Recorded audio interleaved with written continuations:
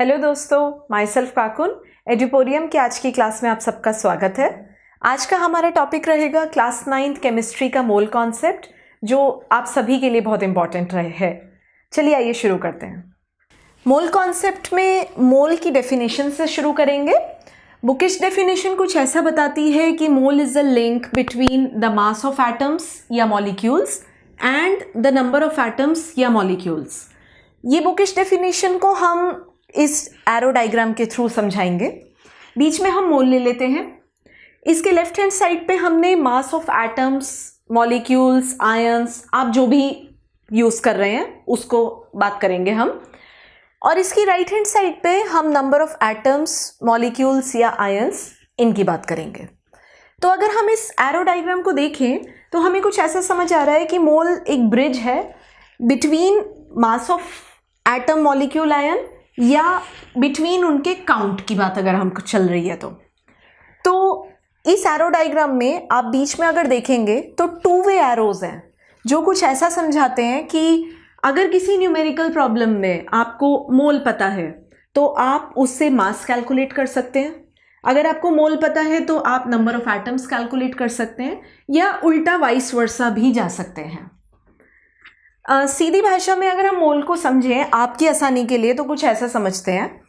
एक डज़न में जैसे अगर 12 क्वांटिटी होती है, एक डज़न में अगर 12 बुक्स कहते हैं, 12 बनानास कहते हैं, तो एक मोल में 6.022 इंटू 10⁻23 बुक्स होंगी। मतलब एक मोल में इतने काउंट ऑफ बुक्स होंगी। ये हमें मोल सीधा सीधा शॉर्ट में ये समझाता है। अब इसको हम थोड़ा सा इसके कंपोनेंट्स को और समझते हैं।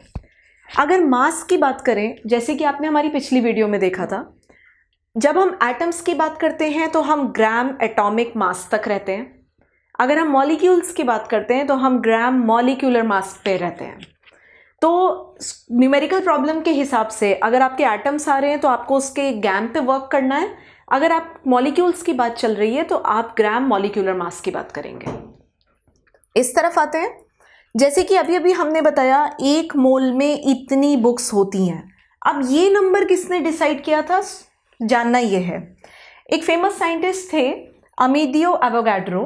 उन्होंने डिस्कवर किया था कि एक मोल, अगर दुनिया में हम एक मोल किसी भी एटम, किसी भी एलिमेंट का ले लें तो उसमें इतना काउंट रहेगा उस पर्टिकुलर एटम का या मॉलिक्यूल का या आयंस का।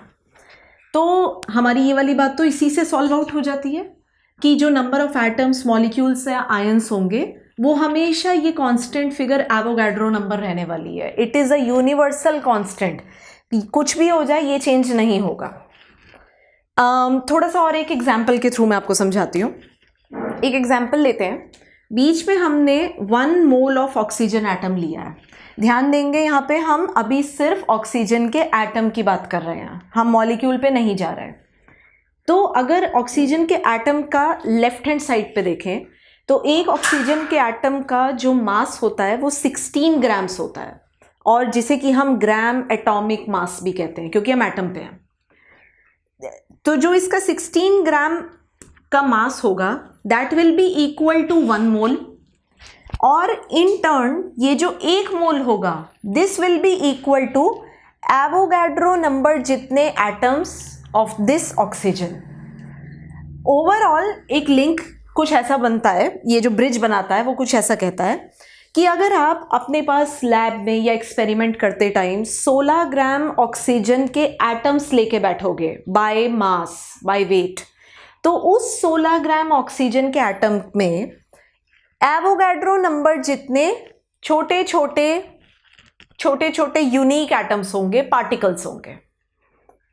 एक और एग्जाम्पल, अब हम ऑक्सीजन एटम की जगह ऑक्सीजन का एक मॉलिक्यूल लेते हैं कंप्लीट, जिसको हम ऑक्सीजन गैस भी कहते हैं। तो इसीलिए हमने यहाँ पे O2 मॉलिक्यूल लिया है। इसकी लेफ्ट हैंड साइड कुछ ऐसा बताएगी कि सिंस अब हम मॉलिक्यूल की बात कर रहे हैं तो हम ग्राम मॉलिक्यूलर मास पे आ जाएंगे। ग्राम मॉलिक्यूलर मास एक ऑक्सीजन के मॉलिक्यूल का निकलेगा 32 ग्राम, क्योंकि इसमें 2 छोटे छोटे ऑक्सीजन के एटम जुड़े हैं।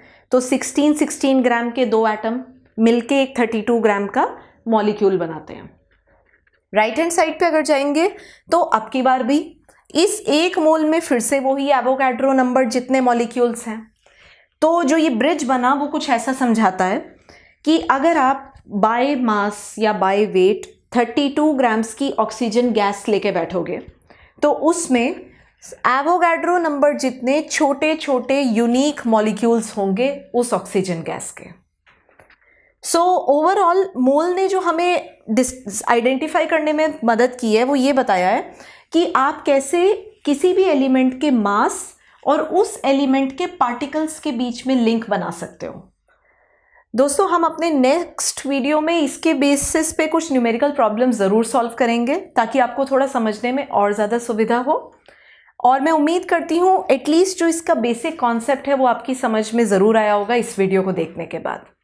अगर आपको हमारी वीडियो पसंद आती है तो हमारे चैनल को लाइक, शेयर और सब्सक्राइब करना ज़रूर याद रखें। Thank you.